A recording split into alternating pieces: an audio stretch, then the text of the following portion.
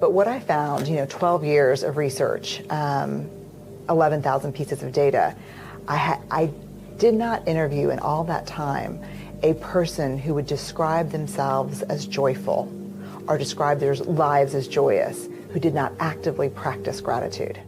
A few decades ago, there was a gratitude explosion. We were encouraged to keep gratitude journals, gratitude hashtags, and challenges were all over social media.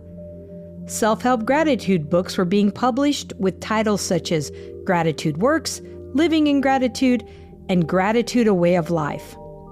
Gratitude was going to achieve everything from curing dysfunctional schools to making the world a better place. Psychologists from University of California, Davis, Berkeley, and other prestigious universities were studying the science of gratitude, and what they discovered is compelling. A 2003 study revealed that participants who counted their blessings reported fewer physical symptoms of illness and spent up to an hour and a half exercising each week. Grateful students had higher GPAs, participated in more activities, and had a stronger desire to contribute to their communities. A 2006 study showed that gratitude inspires us to perform kind acts for others in a pay it forward scenario. The research continues 2 decades later. A 2017 article, How Gratitude Motivates Us to Become Better People, in Greater Good magazine outlined 4 distinct pathways through which expressing gratitude can motivate people to improve themselves and their communities. 1. Feeling gratitude helps us to feel closer and more connected to others. 2. Gratitude makes people feel elevated, a feeling we get when we see people performing great acts of kindness that motivates us to be better people. So gratitude inspires us to improve ourselves. 3.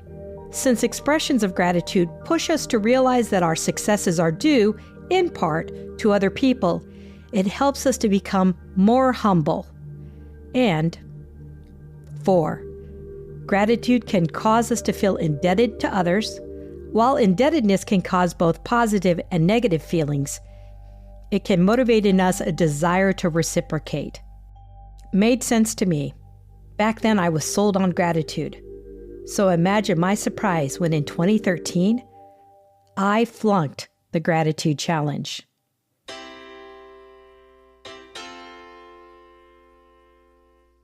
This is Curious Planet, and I am Jacqueline Comito.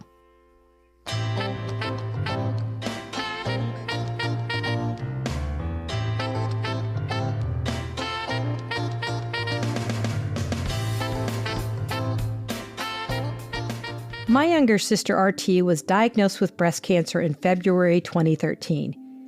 Even though one of our older sisters survived breast cancer a few years earlier, RT was our baby sister, and it sent shockwaves through all of us. Her treatment was a mastectomy and then chemotherapy. A few days before RT's surgery, I suggested that she keep a gratitude journal and write in it 5 things she is grateful for each day. I had read that this helps in terms of healing and overall well-being. I also thought it would be a way of keeping her mind focused on her blessings and not just her challenges in the upcoming months. Well, she also thought it was a good idea, but suggested that we do it together and text each other our messages of gratitude. So, for several months, we sent daily texts commenting on whatever we were grateful for on that particular day. RT's capacity for gratitude put me to shame. It wasn't that it was a competition, but she found it easier and more graceful than I did to give thanks for everything in her life during that time. I struggled on some days to come up with something to write. I especially couldn't come up with 5 things to write. Here is an example of the difference between what we texted. February 28th. RT. Gift basket from the religious ed program. My son, just because. Thursday night TV. Discovering a new author. A perfect cat nap. Jackie. For the tracks I wear my shoes so I don't fall on the ice. March 2nd. RT. Sunshine. Something to do. friends, optimism, and redemption. Jackie, for Aunt Mary, for a beautiful Saturday, for $1.25 strawberries at Aldi's. March 4th, RT, for getting my drainage tube out.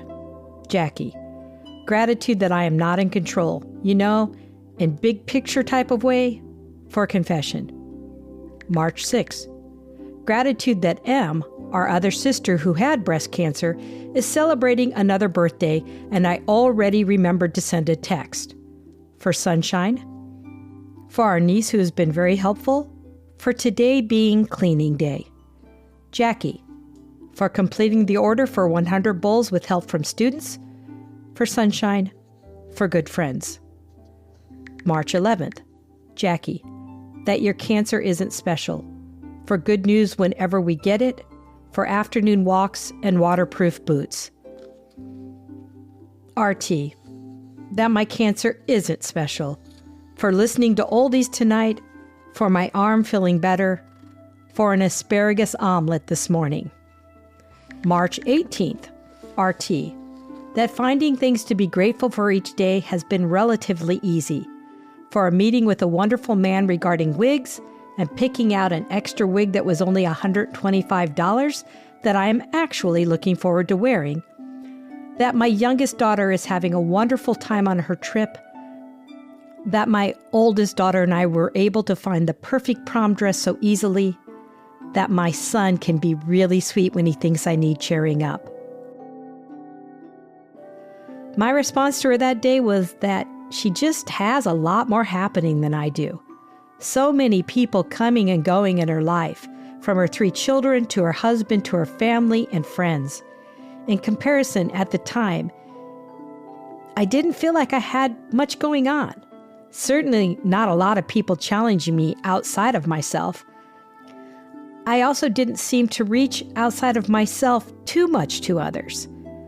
On the other hand, I was learning from my little sister. Her gratitude took in the everyday ordinary as she had to live one day at a time. Everything was framed within the context of her cancer, within the appreciation that life was precious. RT had made the time to give as well as to receive. I think one of her greatest gifts had been the opportunity to accept the love of her family, friends, and co-workers. To paraphrase Rumi, love was shining through RT those days in its all-healing joy. Through the worst, even when she lost her hair and her taste buds and felt nauseous. We are grateful that RT has been cancer-free for over 10 years. I don't need to have a PhD in psychology to recognize the healing power and grace of a daily expression of gratitude. When I think about what's happening in the world, environmental calamities all around us, conflicts and wars, mass shootings, civil unrest, poverty, hunger, displacement. It is the environmental issues that keep me up at night, cause me to feel depressed and shut down. Over the last few years, we have experienced record colds. We are in a multi-year drought. Forest fires kept us indoors for several days during the warmer months. And let's not forget the lost winter for those of us in the Midwest. Like my younger sister, the earth has cancer.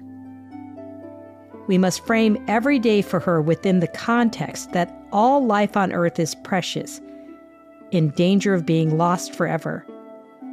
Perhaps the only way to save her is for all of us to join in a daily gratitude exchange with one of her non-human creatures.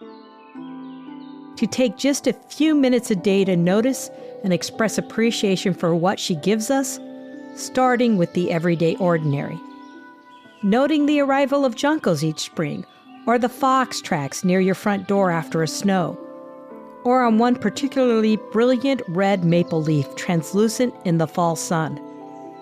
Perhaps then, those gifts we get from gratitude, connection, elevation, humility, and indebtedness will motivate us to work together to heal our ailing earth.